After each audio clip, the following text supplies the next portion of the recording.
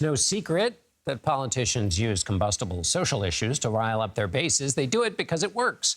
And CBS News polling gives us an idea of just how well it works. For example, 85% of GOP primary voters, likely primary voters, say they want candidates who will challenge woke ideas.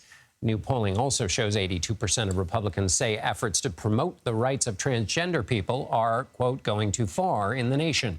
33% of Democrats believe the same. But beyond all of the headlines, how do issues of gender and race shape the 2024 campaign? For more on this, CBS News Executive Director of Elections and Surveys, Anthony Salvanto, joins me. Anthony, it's always good to be back with you. Can you put these issues into perspective for me in two ways? One, how do voters rank them when, in terms of the things they really think are important? And why is that not necessarily important with respect to how politics takes place? I think it has a lot to do with the shape of this race in particular. I'm going to show you why. You mentioned at the top that big number who said, okay, they want a candidate who challenges woke ideas.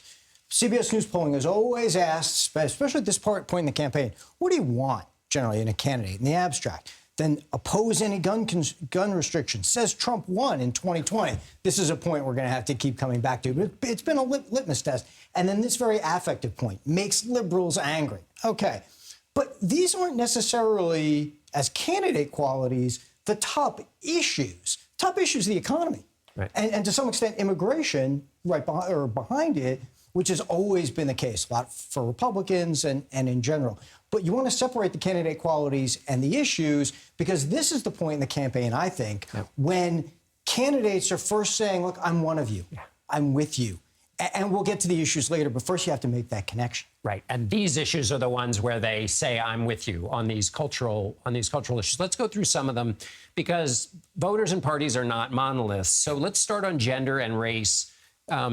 Efforts to be inclusive on the questions of gender and race. How does that split within the Republican primary process? Because that's the party that's going through an election process. So a couple of things. One is the efforts to promote racial diversity are things that 2/3 of Republicans feel in the country are going too far. Okay, so you want to read a lot of these efforts, and we talk about efforts regarding transgender folks and rights, efforts towards book banning, which we'll talk about in a second, as a little bit of pushback against what they see as something that's gone too far. And I'll show you this next slide, too, because efforts to promote rights for transgender people, again, 82% of Republicans, you mentioned this, going too far. But then we get down to, what do you do about it? Yeah. And on this, I find it interesting because Republicans, when given the choice of should the state government attract businesses that take a stand in support of or seem to take a stand in support of LGBTQ people, punish those businesses, and of course we've seen that in the news, right? Florida, DeSantis, et cetera, or neither. You get this 2/3 who say neither, and that to me is your traditional conservative approach, hands off. But let me just add this, John, real quickly. The split within Republicans, split, but it's a change. MAGA Republicans, more movement-oriented perhaps, their number that says punish that business goes up. And I wonder if that's a sort of split to start watching within the Republican Party between those more conservative, traditional conservatives, and the MAGA, more movement-oriented. We use the role of government that way. Right. Okay. So how about on education, books, schools, issues of race, as it's discussed in the classroom, that kind of thing? Book bans are unpopular. That's the short headline out of this. They are unpopular, which goes back to the idea that, yes, you can sort of try to get that affective connection from a candidate and say, I'm with you on this broad idea. But in particular, how do you execute on that? Well, no. 8 in 10 Republicans saying no. Discussing race, criticizing history, depicting slavery, all of those things for which books should not be banned.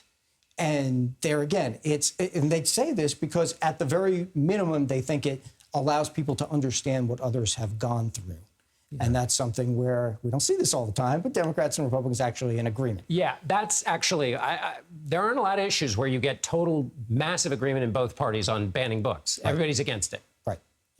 But again, in all of this, I think you're starting to signal, or Republican candidates are trying to signal, some kind of difference with Donald Trump. because he's the leader and he fills the category on all the things that they want. But yes or no, very quickly, is anybody at the moment showing any difference from Donald Trump on any of these issues? No. Anthony Salvanto, perfect at one-word answers, CBS News Executive Director of Elections and Surveys. Thanks a lot, Anthony. You're welcome.